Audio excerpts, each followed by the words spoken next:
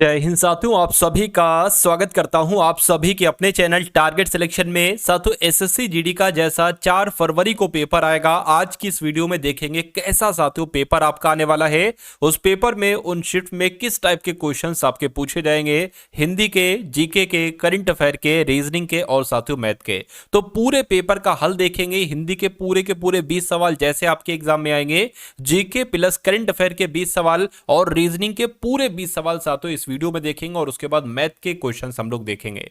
तो देखिएगा साथियों, इस पूरे पेपर में से कितने क्वेश्चंस आपको पहले से आते थे, कितने क्वेश्चंस आपने नए सीखे, क्योंकि जो नए क्वेश्चंस आप सीखोगे वो आपके एग्जाम में साथियों आएंगे। चलिए, तो पहला सवाल है करके सही वर्तनी वाले शब्द का चयन कीजिए, यानी कि ईर्ष्यायु कैसे लिखा जाता है साथियों। ईर्ष्यालु कैसे लिखा जाता है, ऐसे नहीं साथियों। ईर्ष्यालु कैसे लिखा जाता है, जैसे आपका ऑप्शन नंबर सी में लिखा हुआ है। अगले नंबर का सवाल करके जो जाना क्या, जो ना जाना गया हो उसके लिए एक शब्द क्या होगा, मुझे बताइए।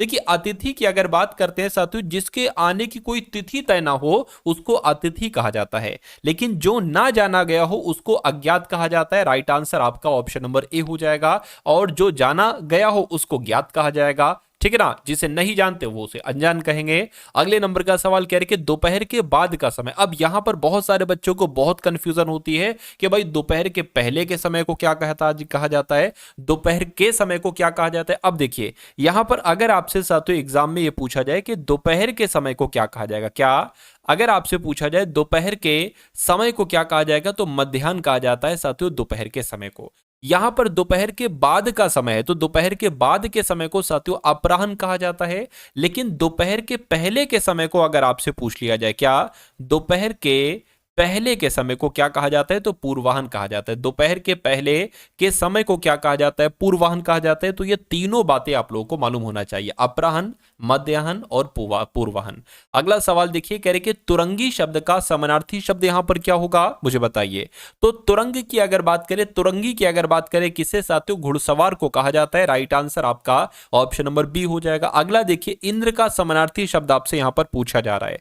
तो अगर बात करें इंद्र का समानार्थी शब्द क्या हो जाएगा, तो इंद्र को साथियों देवराज कहा जा सकता है। अच्छा, यहां पर ईश्वर के पर्यायवाची कुछ मैं आपको बता देता हूं जो आपसे एग्जाम में पूछे जाते हैं। तो ईश्वर का पर्यायवाची साथियों भगवान शब्द हो जाएगा, ठीक है ना। परमेश्वर भी कहते, क्या परमेश्वर भी साथियों ईश्वर शब्द का पर्यायवाची होगा। उसके अलावा साथियों परमात्मा भी कहा जाता है, परमात्मा भी कहा जाता है। तो आप लोग यहां पर साथियों ध्यान रखेंगे, ठीक है ना। उसके अलावा अगर बात करते हैं साथियों यहां पर हम लोग देवराज शब्द की, तो देवराज आपका ये इंद्र का समानार्थी शब्द हो जाएगा। देवराज को साथियों इंद्र भी कहा जाता है, इंद्र भी कहा जाता है और साथियों देवपति भी कहा जाता है, देवपति भी कहा जाता है। तो ये भी जानकारी आपको याद रखना है साथियों। अगर आप अपने एग्जाम को क्रैक करने के लिए text book pass pro purchase करना चाहते हैं तो इस बार आपके लिए एक बहुत अच्छा अवसर है। टेक्स्ट बुक का the Republic day cell start हो चुका है और ये सेल साथियों सिर्फ 25 और 26 जनवरी तक के लिए है।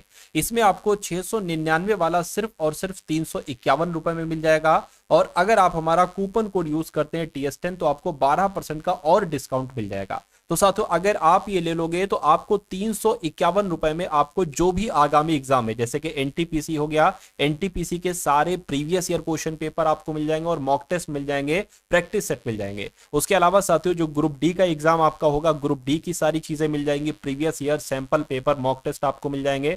जो आरपीएफ कांस्टेबल का एग्जाम होने वाला है उसके आपको कंटेंट मिल जाएगा।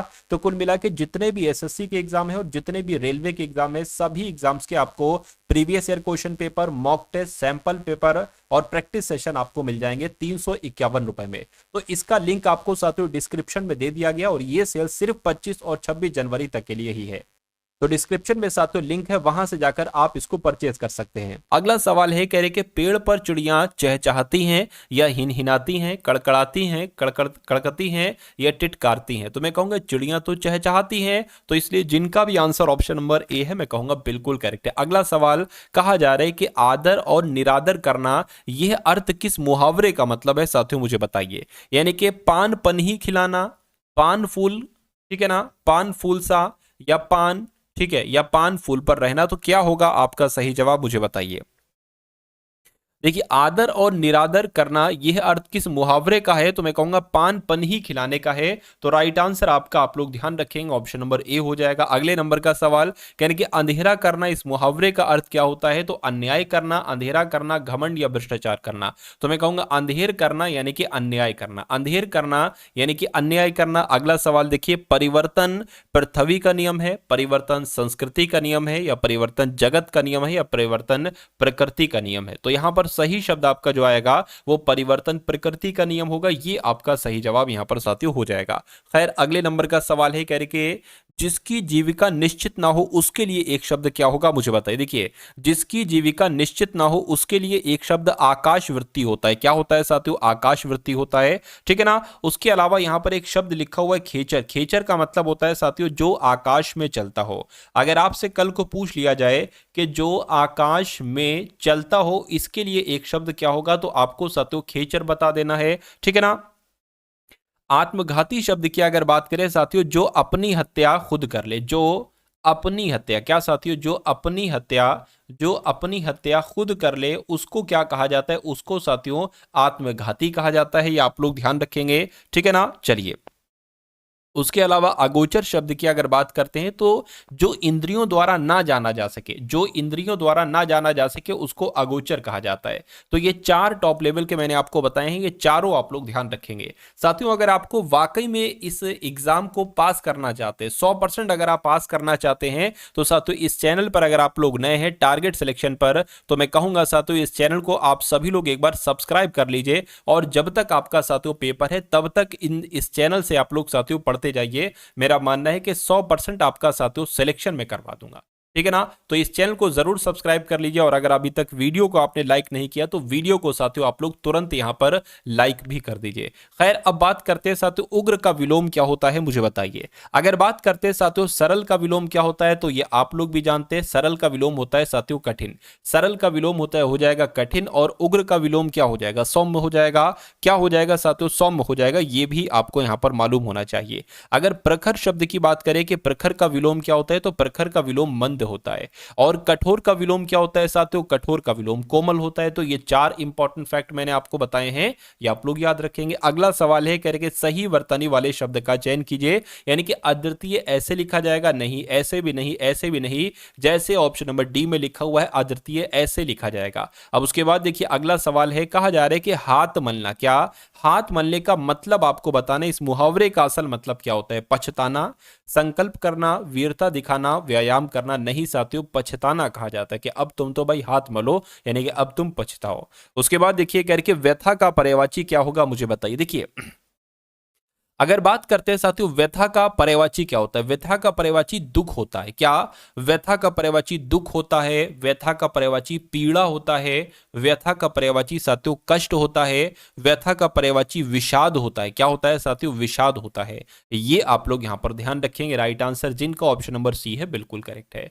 साथियों अभी हम लोग यहां पर जीएस भी देखेंगे, करंट अफेयर भी देखेंगे, रीजनिंग के 20 क्वेश्चन देखेंगे, मैथ को देखेंगे, यानी कि सब कुछ देखने वाले हैं। मेरा मानना है कि अगर आप ये वीडियो अंत तक देख लेते हैं तो आपकी तैयारी में साथियों चार चांद लग जाएंगे। जो आपकी कामना है सिलेक्शन की, वो कामना आपकी साथियों पूरी हो जाएगी। चलिए अब बात करते हैं छठी का दूध याद आना, इस मुहावरे का मतलब क्या होता है। तो इस मुहावरे का मतलब होता है साथियों अतीत पर गौरवान्वित होना, नहीं। संकट के समय पिछले दुख की याद आना, संकट के समय पिछले सुख की याद आना, छठी का दूध याद आना। इसका सही जवाब आपका क्या हो सकता है, बताइए। संकट के समय पिछले सुख की याद आना, इसको कहा जाता है छठी का दूध याद आना। राइट आंसर आपका ऑप्शन नंबर सी के साथ जाएगा। यानी कि जब संकट आता है ना तो पिछले सुख याद आते हैं, कह रहे भाई वो समय तो बहुत अच्छा था, अब तो बड़ी दिक्कत में जी रहे हैं। ठीक है अगला सवाल देखिए, कह रहे कि अब आपको सही वर्तनी बताने, कौन से शब्द की सही वर्तनी, यानी कि परिणाम कैसे लिखा जाएगा। तो परिणाम तो जैसे ऑप्शन नंबर ए में लिखा हुआ ऐसे लिखा जाएगा। अगला देखिए कह रहे कि दिए गए वाक्य में किस भाग में त्रुटि है, केवल आप ही यह काम निपुणता से कर सकते हैं। अब आपको बताने दिक्कत कहां पर है, मुझे बताइए। चलिए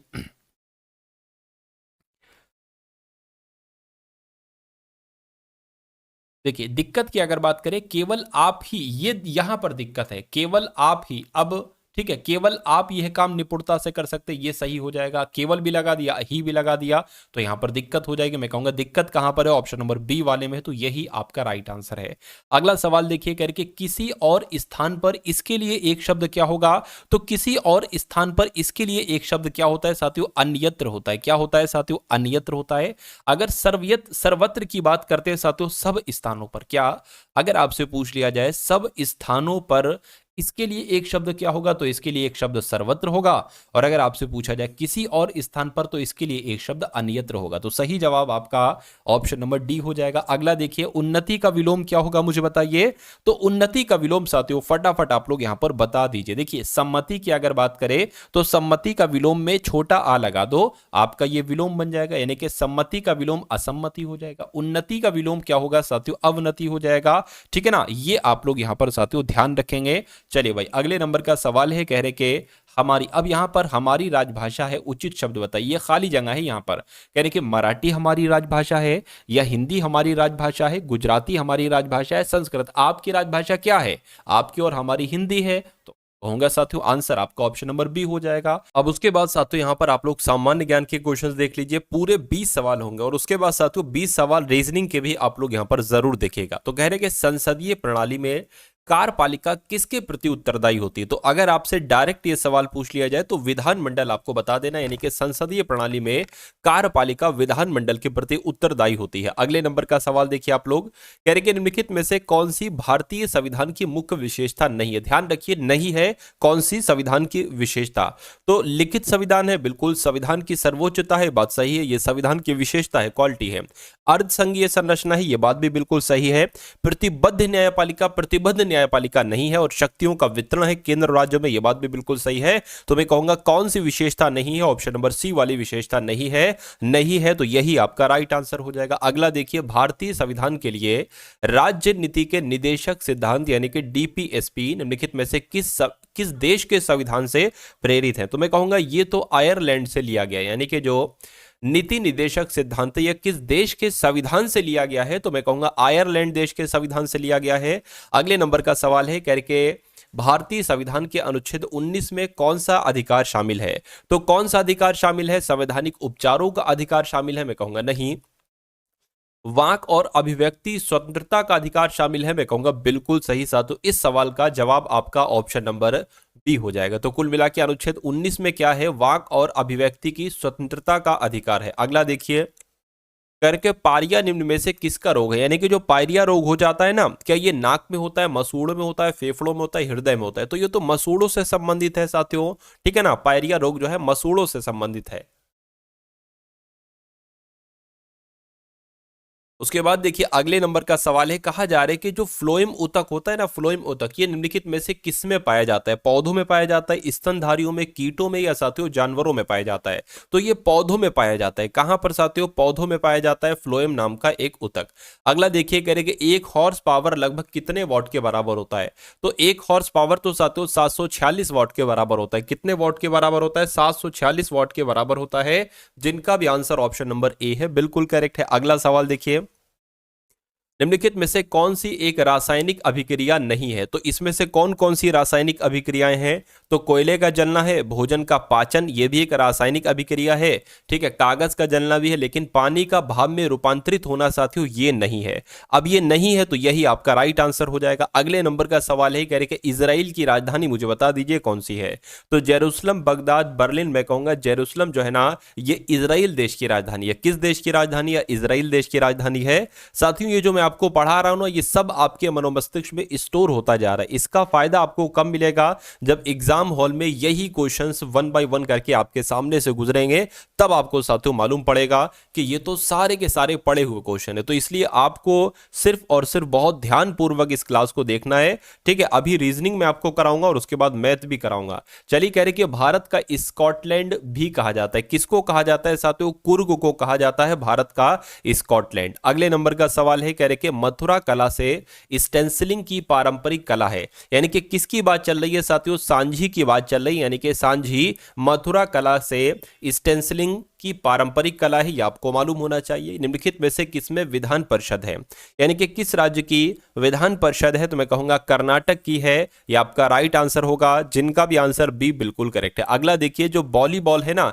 ये किस देश का राष्ट्रीय खेल है, तो वॉलीबॉल किस देश का राष्ट्रीय खेल है, ये आपको मालूम होना चाहिए। नेपाल का राष्ट्रीय खेल है। कहां का राष्ट्रीय खेल है वॉलीबॉल, साथियों नेपाल का राष्ट्रीय खेल है। अगला देखिए, निम्नलिखित में से किस व्यक्ति ने प्रसिद्ध पुस्तक the story of my experiments with truth लिखी, तो ये तो साथियों किसके द्वारा पुस्तक लिखी गई है, ये महात्मा गांधी जी के द्वारा पुस्तक लिखी गई है, जिनका भी आंसर यहां पर ऑप्शन नंबर डी था, बिल्कुल करेक्ट था। अगला देखिए, हड़प्पा सभ्यता के दौरान डांसिंग गर्ल यानी कि नर्तकी की कांस्य प्रतिमा बनाने के लिए तकनीक का इस्तेमाल किया गया था, तो किस तकनीक का इस्तेमाल किया गया था, पत्थर की नक्काशी, हाथी दांत नक्काशी, मोम लोपी ढलाई कास्टिंग, तो ये आपका मोम लोपी ढलाई, ये आपका जो होगा वो बिल्कुल करेक्ट आंसर हो जाएगा। अगले नंबर का सवाल देखिए, करके हर्षवर्धन के शासनकाल के दौरान निम्नलिखित में से कौन सी नई राजधानी थी जो थानेश्वर से स्थानांतरित हुई थी, तो क्या आपका राइट आंसर यहां पर हो सकता है कन्नौज, आपका राइट आंसर हो जाएगा। यानी कि हर्षवर्धन के शासनकाल के दौरान, हर्षवर्धन के शासनकाल के दौरान कौन सी नई राजधानी थी, यानी कि कन्नौज थी, ठीक है, जो थानेश्वर से स्थानांतरित हुई थी, यानी कि पहले ये थानेश्वर में राजधानी थी, फिर साथियों हर्षवर्धन ने कन्नौज में राजधानी बना ली थी। अगला देखिए, ब्रिटिश ने निम्नलिखित में से किस भाषा को भारतीय समाज में प्रस्तुत करने की उत्सुकता दिखाई, संस्कृत, हिंदी या अंग्रेजी, क्या आपका सही जवाब होगा, फटाफट आप लोग यहां पर बता दीजिए। तो आप लोगों को मालूम होना चाहिए साथियों, ब्रिटिशों ने अंग्रेजी को, ठीक है, उत्सुकता दिखाई अंग्रेजी के लिए कि ये भारतीय समाज में प्रस्तुत हो जाए, भारतीय लोग इसको भी बोलने लगे। उसके बाद देखिए, करके पूर्ण स्वराज की मांग करने वाले प्रथम कार्यकर्ता का नाम क्या था, तो पूर्ण स्वराज की मांग करने वाले प्रथम कार्यकर्ता का नाम क्या था साथियों, हसरत मोहानी था।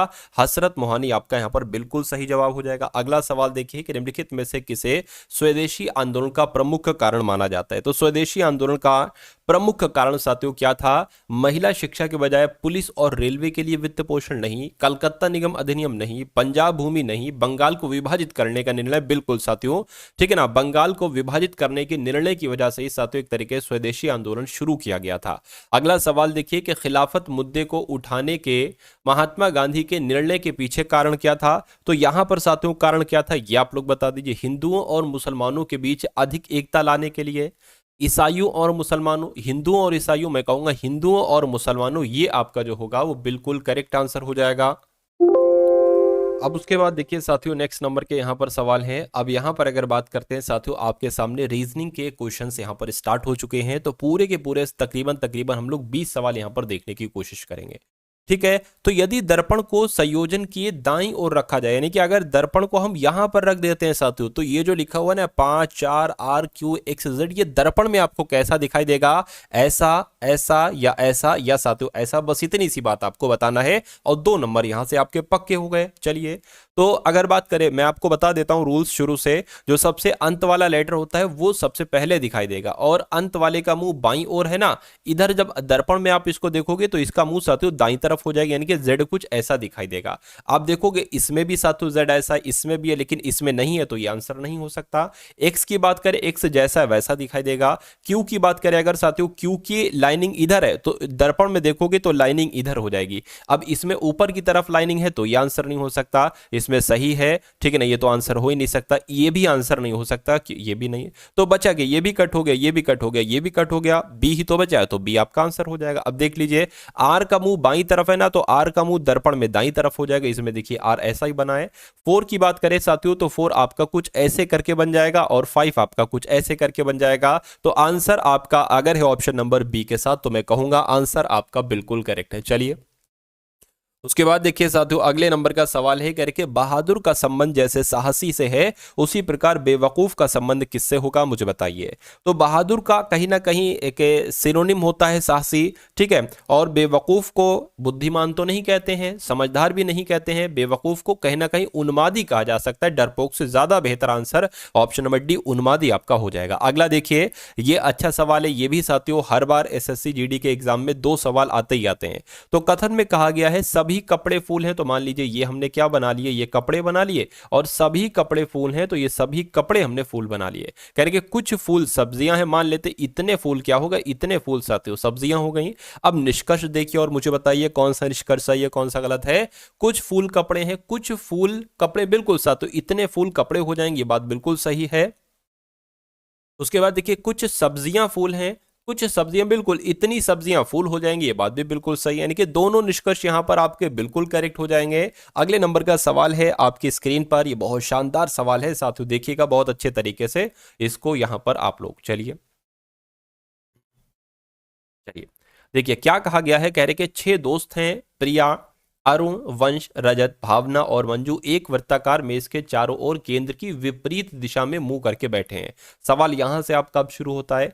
ठीक है, तो कितने लोग हैं, 6 लोग हैं, 1 2 3 4 5 और 1 6, 6 लोग हो गए। ठीक है, चलिए कह रहे हैं कि वंश रजत के दाईं और दूसरे स्थान पर बैठा है, तो वंश को कहीं पर भी आप बैठा दो। वंश को अगर हम मान लीजिए यहां पर बैठा देते हैं, कह रहे हैं कि वंश जो है ना ये रजत के दाईं ओर बैठा है। ठीक है ना, अब देखिए सबका मुंह जो है ना वो केंद्र से बाहर की तरफ है, ये बात आप लोग ध्यान रखिएगा।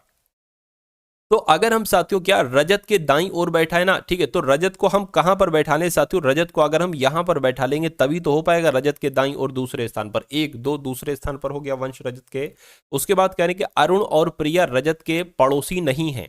अरुण और प्रिया, यानी कि ना तो अरुण प्रिया यहां आएंगे और ना अरुण प्रिया यहां आएंगे, यानी कि अरुण प्रिया यहां पर बैठेंगे, अरुण प्रिया यहां यहां पर बैठेंगे। उसके बाद कहने के मंजू रजत और अरुण के बीच बैठा है, यानी कि मंजू जो है ना ये रजत और अरुण के बीच बैठा है। अब देखिए अगर बात करते हैं साथियों, रजत यहां पर बैठा है, मंजू को यहां नहीं बैठा सकते क्योंकि फिर हमें यहां पर बैठाना पड़ेगा अरुण को। तो मैं कह सकता हूं कि मंजू यहां पर बैठ जाएंगी, और कहा गया है कि मंजू जो है ना ये रजत और अरुण के बीच में बैठी है, तो अरुण हमें यहां पर बैठाना पड़ेगा। और अब बचा कौन है साथियों, प्रिया बची है ना, तो प्रिया यहां पर बैठ जाएंगी। तो कितने लोग थे, 1 2, अच्छा एक बचा है, अभी एक बचा है, ठीक है।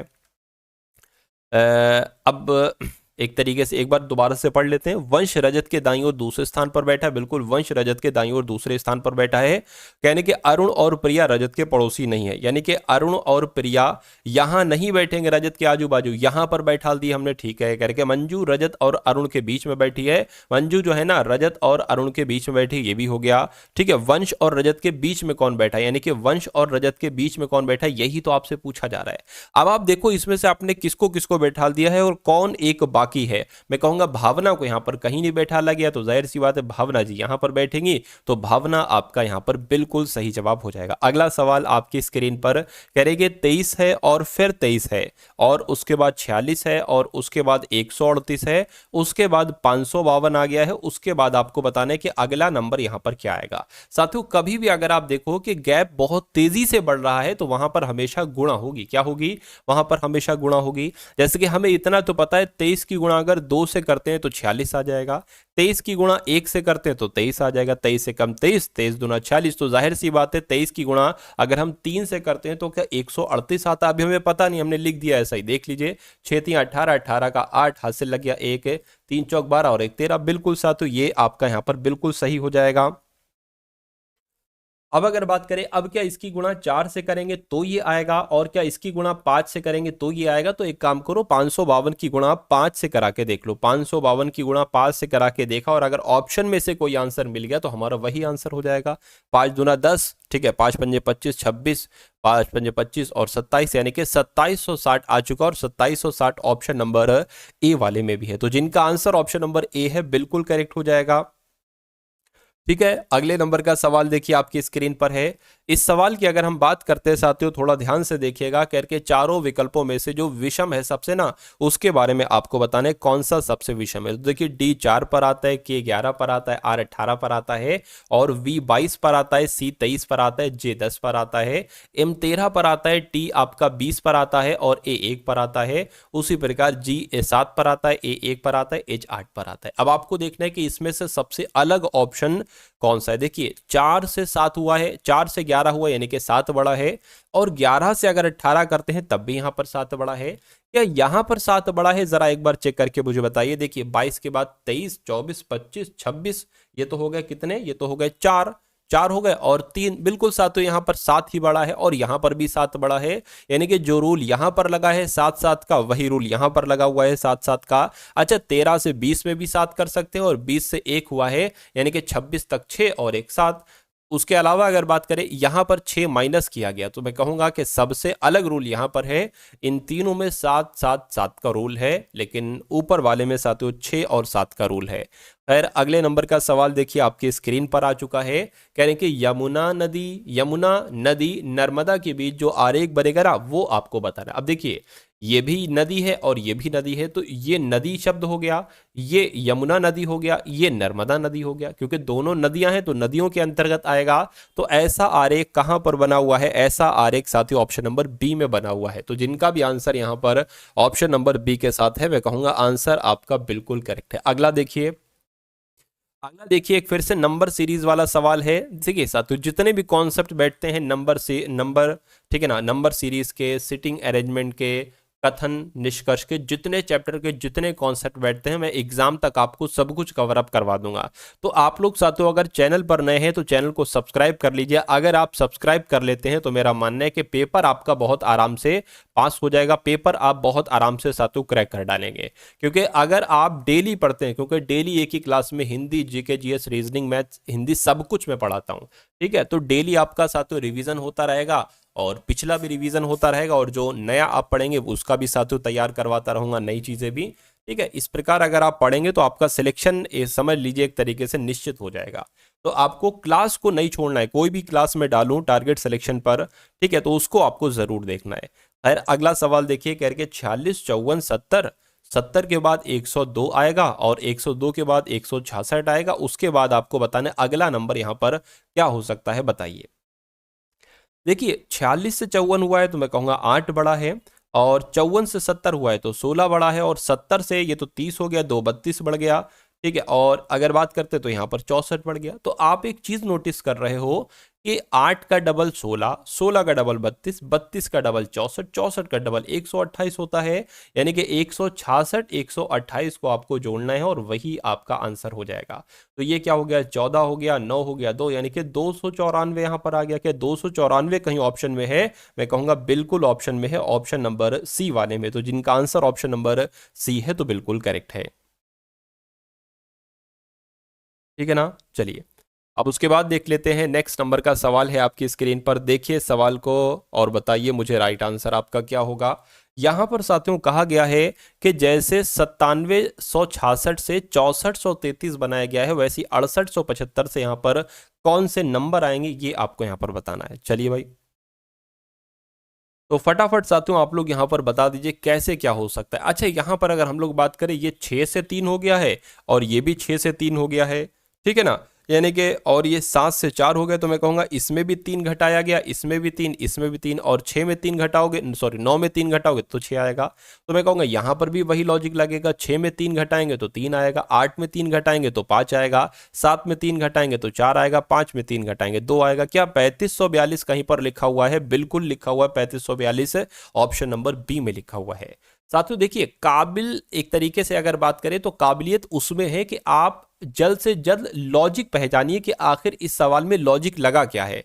मान लीजिए, ठीक है, क्योंकि लॉजिक जितनी जल्दी आप पहचान लेंगे उतनी जल्दी आपका रीजनिंग का क्वेश्चन जो है ना बहुत तेजी के साथ, इसमें एक लॉजिक लगा है, ठीक है, उसके अलावा इसमें एक लॉजिक लगा है, ये सब लॉजिक जब आप ज्यादा से ज्यादा क्वेश्चंस की प्रैक्टिस करोगे ना तब ये लॉजिक आपको मालूम पड़ेगा, जल्द से जल्द लॉजिक निकालने की कला आपके अंदर आ जाएगी। और जब ये चीज आपके अंदर आ जाती है तो आपको साथियों जो और लोग 2-2 मिनट सवाल में ले रहे हैं, आपका वो 40 सेकंड के अंदर हो जाएगा, 30 सेकंड के अंदर हो जाएगा। तो और जब ऐसा हो जाता है तो ये समझ लीजिए रीजनिंग में आप 20 क्वेश्चन में से 20 क्वेश्चन बहुत आराम से करते हैं। एक आध अगर क्वेश्चन छोड़ भी दे तो 20 में से 19 तो आपके कहीं नहीं गए, ठीक है। अब इस सवाल को देखिए, कह रहे कि दर्पण प्रतिबिंब का चयन कीजिए, यानी कि एक दर्पण यहां पर रखा जाता है, तो ये आपको बताना है कि ये साथियों कैसा दिखाई देगा। चलिए तो अगर बात करते हैं साथियों यहां पर इस सवाल की अगर हम बात करें तो जी जैसा है ना, जी कुछ ऐसे करके दिखाई देगा, ऐसे करके, ठीक है। क्यू की बात करें तो क्यू ऐसे करके दिखाई देगा, ठीक है। एस की अगर बात करें एस ऐसे करके, 3 की बात करें 3 ऐसे करके,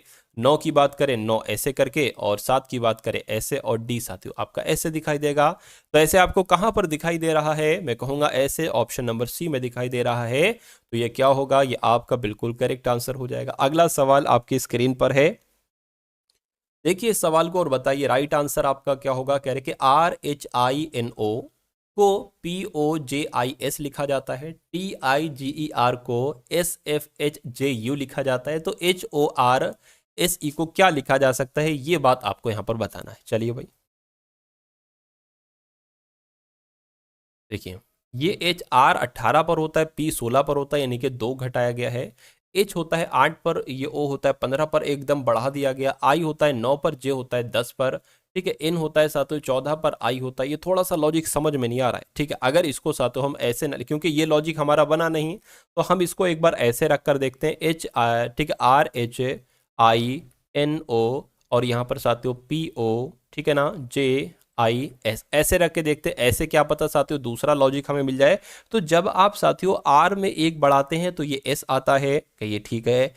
H में 1 बढ़ाते हैं तो I आता है, ठीक है। I में 1 बढ़ाते हैं J आता है, N में 1 बढ़ाते O आता है, O में 1 बढ़ाते हैं साथियों तो P आता है। तो कुल मिला के लॉजिक समझ गए, यहां पर भी वही लॉजिक लगाए, T में 1 बढ़ाएंगे U आएगा। तो अब इसका आप लोग कर लीजिए, यानी कि H में साथियों जब आप 1 बढ़ाएंगे तो कितना आ जाएगा, ठीक है, I आ जाएगा, ठीक है, I आ गया।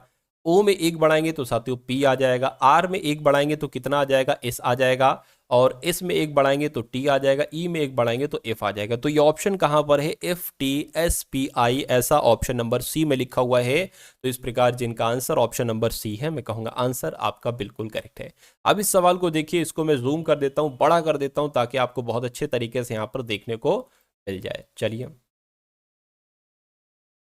तो अब यहां पर अगर बात करें, एक कागज का ऐसे करके ये टुकड़ा है, इस कागज के टुकड़े को कहां से फोल्ड किया गया है, यहां से साथियों फोल्ड किया गया, यानी कि ये वाला पार्ट इसके ऊपर ला दिया जाता है, और उसके बाद आपके पास यहां पर ऐसा एक टुकड़ा आ गया है, इस कागज के टुकड़े को साथियों ये वाला पार्ट इसके ऊपर ला दिया जाता है, और अब आपके पास एक ऐसा कागज का टुकड़ा यहां पर बच गया है और आ गया। तो इसमें 3 गोल बनाए जाते हैं, 3, एक तो ये छोटा होल बनाया जाता है, एक बड़ा होल, और एक ट्रायंगल के जैसा होल यहां पर बनाया जाता है।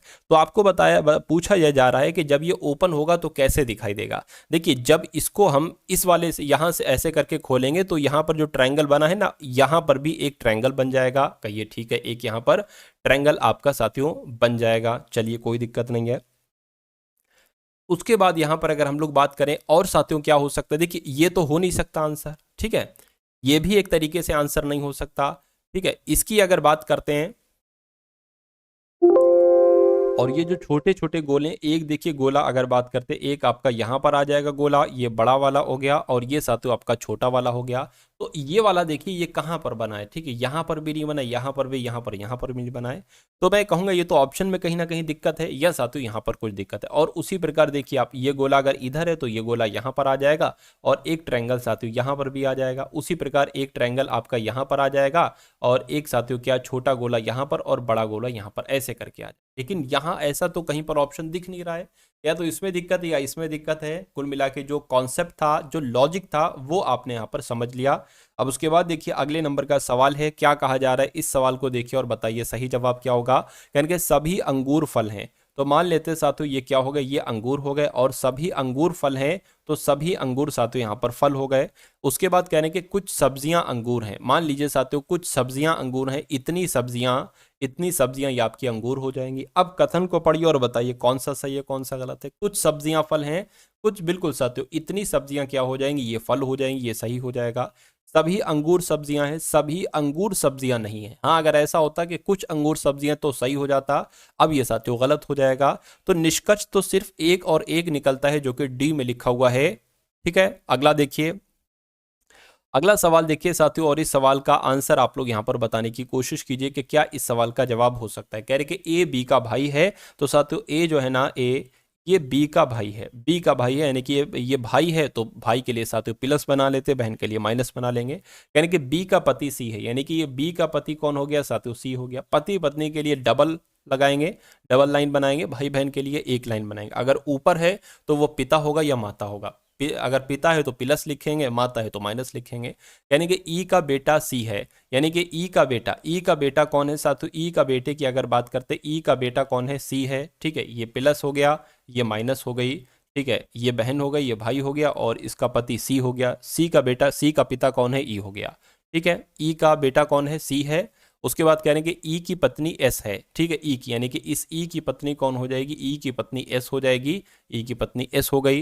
यानी कि बी से किस प्रकार संबंधित है? एस, यानी कि बी क्या कहेगा एस को? तो बी क्या कहेगा साथों एस को? देखिए ये पति हैं और ये पति के पिता है, उनकी पत्नी, यानी कि ये पति की माँ है। तो पति की माँ को क्या कहा जाएगा साथों? सास कहा जाएगा। इसलिए जिनका आंसर ऑप्शन नंबर ए है बिल्कुल करेक्ट हो जाएगा। अगला सवाल है, उस सही विकल्प का चयन करिए जो दिए गए शब्दों के उस क्रम में दर्शाता है जिस क्रम में वो अंग्रेजी शब्दकोश में होते हैं। यानी कि ये जो 5 वर्ड आपको दिख रहे हैं, आपको बताना ये किस क्रम में अंग्रेजी शब्दकोश में होते हैं। यानी कि सबसे पहले कौन सा आएगा? देखिए सबसे यहाँ पर TA लिखा हुआ, यहाँ पर TO TO TET, तो सबसे पहले तो यही आएगा, और फिर तो ये लास्ट में आएगा, यानी कि पहला वाला सबसे पहले आ जाएगा, और उसके बाद इन दोनों में से कोई एक आएगा। TERMI, यहाँ पर N है, यहाँ पर T है। N पहले आता है तो ये 4 वाला आ जाएगा, उसके बाद 5 वाला आ जाएगा, और फिर साथियों ये P पहले आएगा, ये I पहले आएगा। I पहले आता है तो 3, और फिर साथियों 2 हो जाएगा। यानी कि 145-32 कहाँ पर लिखा हुआ है? 145-32 ऑप्शन नंबर सी में लिखा हुआ है, तो यही आपका सही जवाब हो जाएगा। उसके बाद देखिए साथियों, कह रहे कि ब्रोंकाइटिस का जो संबंध फेफड़ों से है वही संबंध ग्लूकोमा का किससे है, मुझे बताइए। तो फेफड़ों की समस्या को कहा जाता है साथियों ब्रोंकाइटिस, तो उसी प्रकार आंखों की जो दिक्कत होती है उसको ग्लूकोमा कहा जाता है। तो मैं कहूंगा आंखें यहाँ पर आपका जो होगी वो बिल्कुल सही जवाब हो जाएगा। अगला सवाल देखिए, यानी कि ROCK को OGSV लिखा जाता है, तो LAST को क्या लिखा जा सकता है? कौन से 4 लेटर यहाँ पर साथियों बन सकते हैं? ये बात आपको यहाँ पर बता देना है। चलिए देखिए, R18 पर होता है, O15 पर होता है, यानी कि 3 घटाया गया है। O15 पर होता है, G7 पर होता है, कितना घटाया गया है? 8 घटाया गया है। और C3 पर होता है। S आते हो किस पर होता है? S आपका 19, ये तो बहुत बढ़ जाएगा, फिर तो ये लॉजिक मुझे लग रहा है नहीं लगेगा। ठीक है, दूसरा लॉजिक की अगर बात करें तो ROCK लिख लिया, और फिर ये नीचे लिख लो साथियों OGSV। अब यहाँ पर अगर बात करें, यहाँ पर साथियों क्या लॉजिक लग सकता है? देखिए ये R है, R से यहाँ पर V किया गया, ऐसा कर लेते हैं हम। तो R18 पर होता है, V22 पर होता है, यानी कि 4 बढ़ाया गया है। O15 पर होता है, S19 पर होता है, फिर 4 बढ़ाया गया है। C3 पर होता है, G7 पर होता है, 4 बढ़ाया गया। K11 पर होता है, D15 पर होता है, सॉरी O15 पर होता है, फिर 4 बढ़ाया गया। तो 4 बढ़ाया जा रहा है। यहाँ पर भी आप साथियों 4 ही बढ़ा लो। L12 पर होता है, P आ जाएगा यहाँ पर। A1 पर होता है, तो यहाँ पर क्या आ जाएगा साथियों? एक तरीके से E आ जाएगा। ठीक है, यानी कि E हो गया, ये P हो गया, और S में अगर 4 बढ़ाओगे, 19 पर 4 बढ़ाओगे तो W आ जाएगा। ठीक है ना। उसी प्रकार T में 4 बढ़ाओगे तो कितना आ जाएगा साथियों? 24 पर होता है X, यानी कि XWEP कहाँ पर लिखा हुआ है? XWEP ऑप्शन नंबर A में लिखा हुआ है, तो ये क्या होगा? ये आपका बिल्कुल सही जवाब हो जाएगा। उसके बाद देखिए अगले नंबर का सवाल आपकी स्क्रीन पर, कह रहे हैं कि दिए गए विकल्पों में से उस संख्या का चयन कीजिए जो निम्नलिखित श्रेणी में प्रश्नवाचक चिन्ह के स्थान पर आ सकती है। यानी कि सबसे पहले 29 है, उसके बाद 38 है, उसके बाद यहाँ पर 63 आया है, और उसके बाद 112 है, और उसके बाद 193। तो आपको ये बताना है कि अगले नंबर पर यहाँ पर कौन सा नंबर आ सकता है, ये चीज़ आपको यहाँ पर बताना है। अब देखिए 29 से ये 38 हुई है, तो मैं कहूँगा यहाँ पर 9 जोड़ा गया है। 38 से 63 कैसे हुई है? कितना जोड़ा गया है?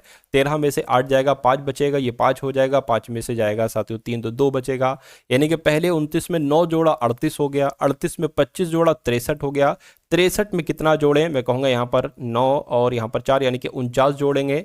112 में कितना जोड़े? 193 आ जाए, तो 193 में से 112 को आपको घटाना है, तो कितना साथियों? 13 में से 3 में से 2 जाएगा, 1 बचेगा, यहाँ पर 8 आ जाएगा। अब यहाँ पर कितना जोड़ा जाना चाहिए कि हमें ये वाला नंबर मिल जाए? आप इसको थोड़ा ध्यान से देखिए, ये है 3 का स्क्वायर, ये है 5 का स्क्वायर, ये है 7 का स्क्वायर, ये है 9 का स्क्वायर, तो यहाँ पर साथियों 11 का स्क्वायर आ जाएगा। 11 का स्क्वायर 121 होता है, तो 193 और 121 को जोड़कर बताइए, वही आपका आंसर हो जाएगा। ठीक है, तो 314 यहाँ पर आएगा। 314 कौन से ऑप्शन में है? तो ऑप्शन नंबर डी वाले में है, तो ये क्या होगा? ये आपका बिल्कुल सही जवाब हो जाएगा। अगला सवाल देखिए, कह रहे हैं कि निम्नलिखित समीकरण को सही करने के लिए किन 2 गणितीय चिन्हों को आपस में बदलने की आवश्यकता है? तो साथियों हम यहाँ पर अगर बात करें, सबसे पहले 106 है, उसके बाद 3 है, उसके बाद 2 है, और फिर साथियों 70 है और फिर 7 है और फिर बराबर 110 है।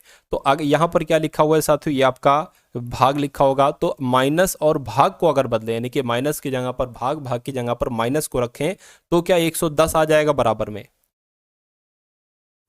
ठीक है, तो क्या यहाँ पर कैलकुलेट करने पर 110 आ जाएगा। देखिए यहाँ पर भाग है तो भाग की जगह पर माइनस, गुणा है तो गुणा का गुणा हो जाएगा, प्लस है प्लस का प्लस हो जाएगा। ठीक है, ये क्या है आपका, ये माइनस है, माइनस की जगह पर भाग हो जाएगा। देखिए इसको करेंगे तो 7 आएगा, पूरा पूरा 7 नहीं बल्कि 10 आ जाएगा, 7 एकम 7 और 0 लग जाएगा, प्लस कर दिया, 3 दूना 6 आ जाएगा, माइनस 106 आ जाएगा। इसको अगर कट करेंगे, ठीक है, तो 100 आएगा, प्लस आपका 10 आ जाएगा, बराबर 110। तो ये चल रहा है, तो 110 बराबर 110 आ गया है, यानी कि हमारा जवाब जो होगा वो ऑप्शन नंबर ए के साथ ही जाएगा। और जिनका भी आंसर ऑप्शन नंबर ए है बिल्कुल करेक्ट है। अगला सवाल आपकी स्क्रीन पर। तो अब साथियों यहाँ पर आपके मैथ के क्वेश्चन शुरू हो चुके हैं। तो कुछ क्वेश्चंस लिए हैं साथियों मैथ के, इनको भी आप लोग देखिएगा और अपनी तैयारी को यहाँ पर मजबूत कीजिएगा। चलिए, तो अब अगर बात करें करके 5 व्यक्तियों की औसत आयु 28 वर्ष है। 5 व्यक्तियों की औसत आयु कितनी है, 28 वर्ष है।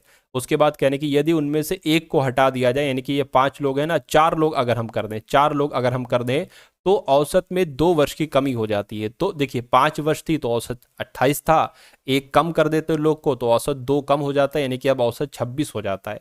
तो हटाए गए व्यक्ति की आयु कितनी है। अब देखिए 5 व्यक्तियों की आयु का योग कितना है, तो 28 की गुणा 5 से कर दीजिए, 5 अट्ठे 40 हो जाएगा, 5 दूना 10 और 4 14 हो जाएगा, यानी कि 5 व्यक्तियों की कुल मिला के आयु कितनी है, 140 है। 4 व्यक्तियों की कुल मिला के आयु साथियों कितनी है, 104 आ जाएगी।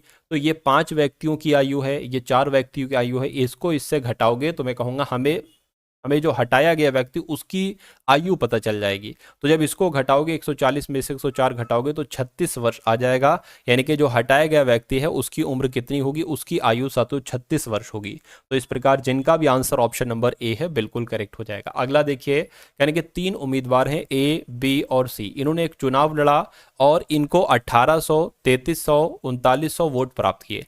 किसी भी वोट को अवैध वोट ना मानते हुए बताइए कि बी को कुल वोटों के कितने प्रतिशत वोट मिले। यानी कि बी को कुल कितने वोट मिले, तो 3300 वोट मिले।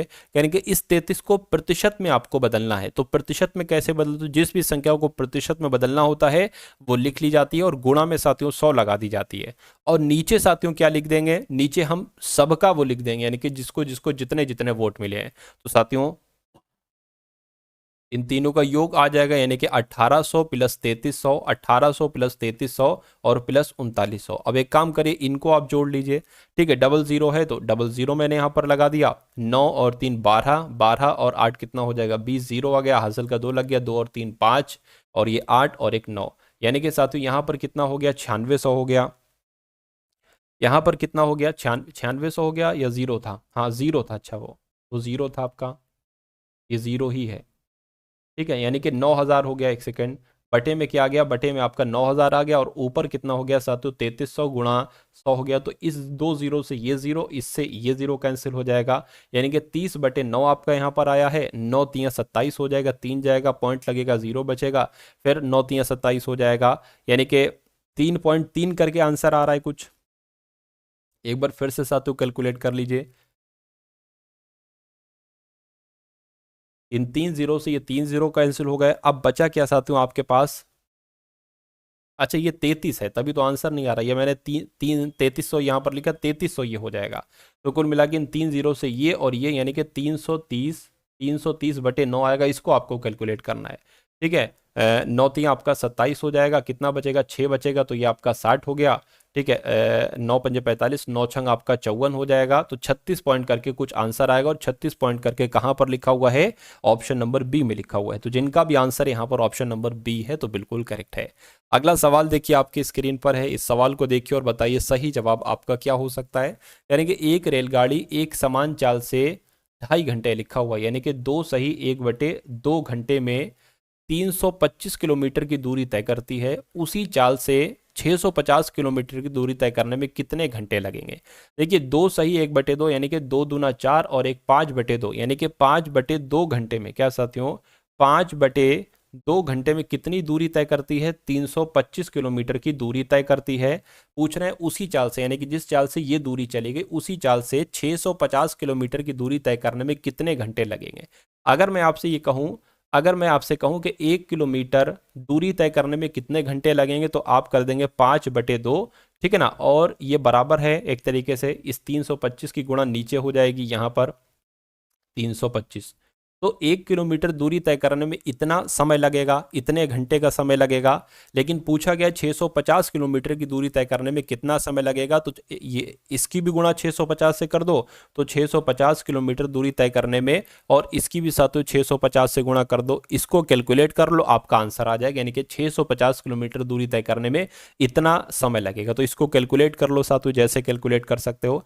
325 से कम 325, 325 दूना 650 हो जाएगा। इस दो से ये दो कैंसिल हो जाएगा, यानी कि कितने घंटे आ गए साथियों, 5 घंटे आ गए। घंटे 5 आ गए, तो मैं कहूंगा 650 किलोमीटर की दूरी तय करने में 5 घंटे का समय लगेगा।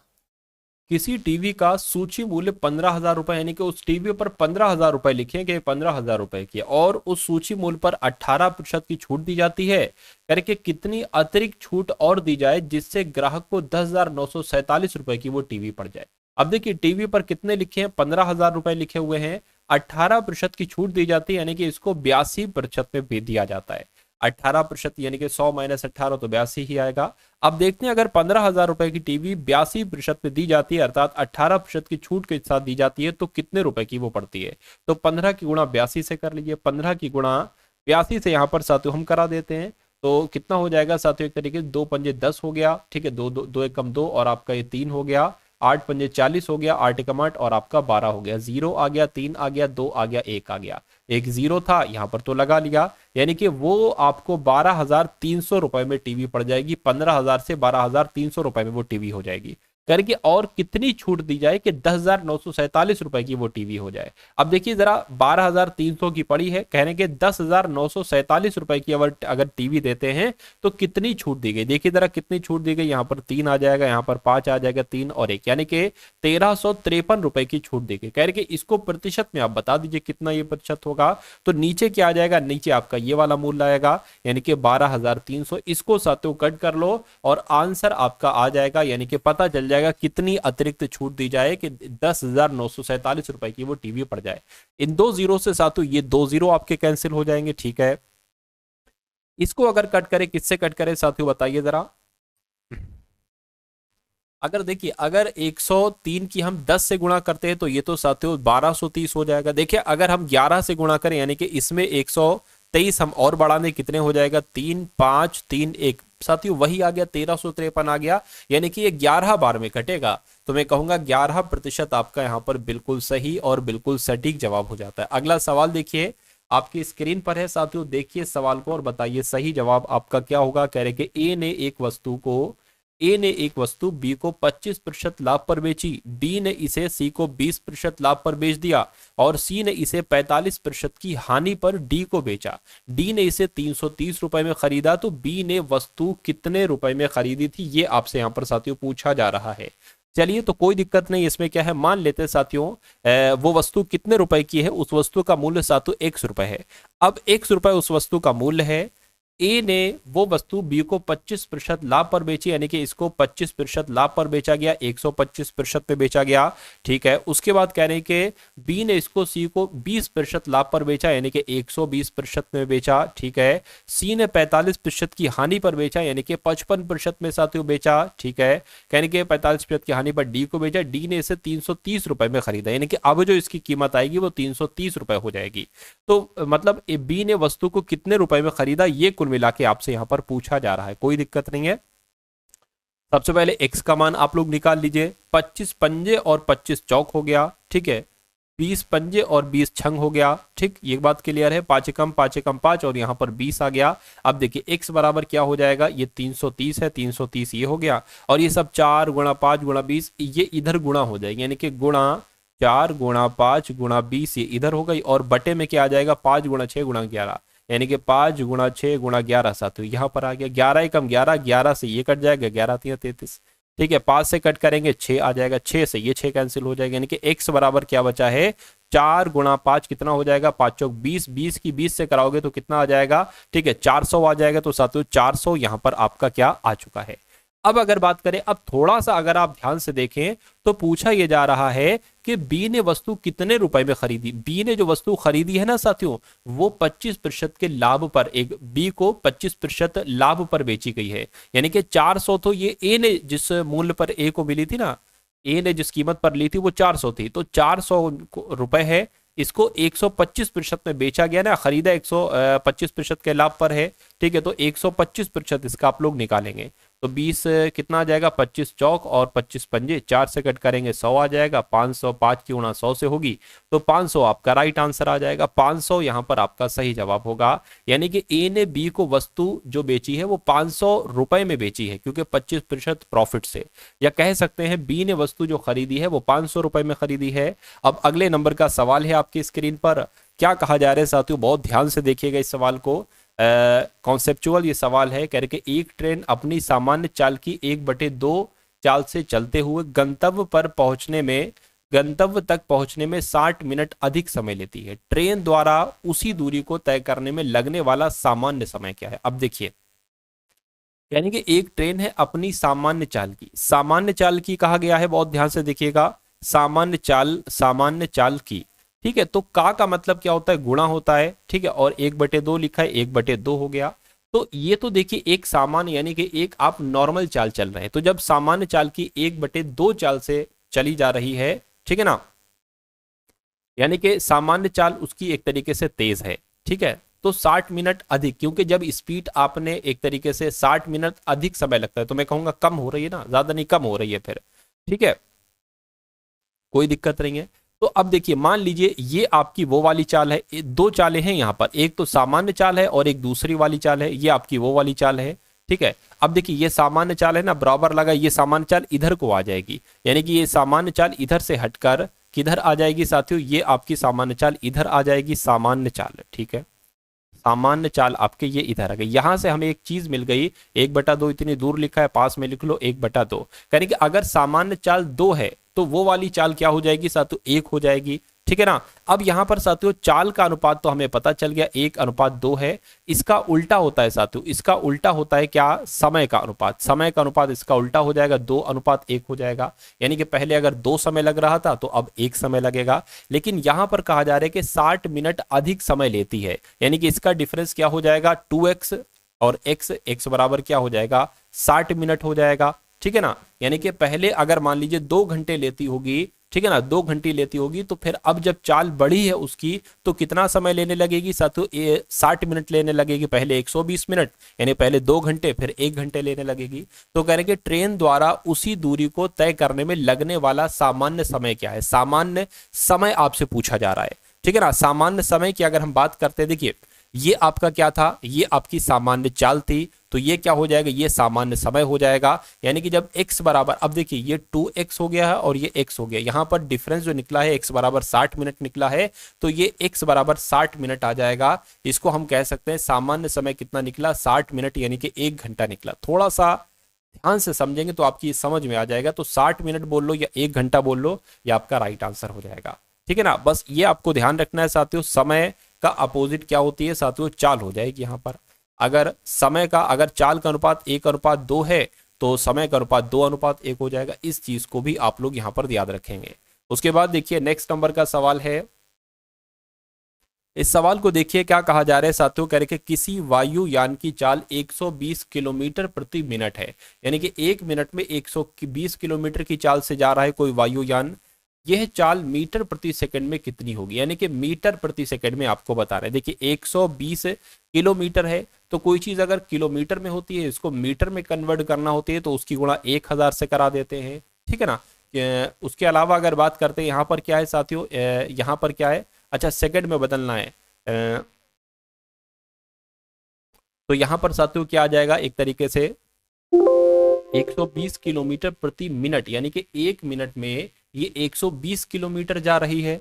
तो अब देखिए, अब इसको मिनट को हमें किस में कन्वर्ट करना है, सेकंड में। तो अगर 1 मिनट है तो इसको सेकंड में कन्वर्ट करना है, तो 60 से गुणा कराना पड़ेगा, तभी तो ये सेकंड बन पाएगा। अब इसको साथियों कैलकुलेट कीजिए, कितना आ गया, इतना आ गया, नीचे 60 आ गया, 0 से 0, 6 दूना 12 और ये यानी कि 2000 आ जाएगा आपका।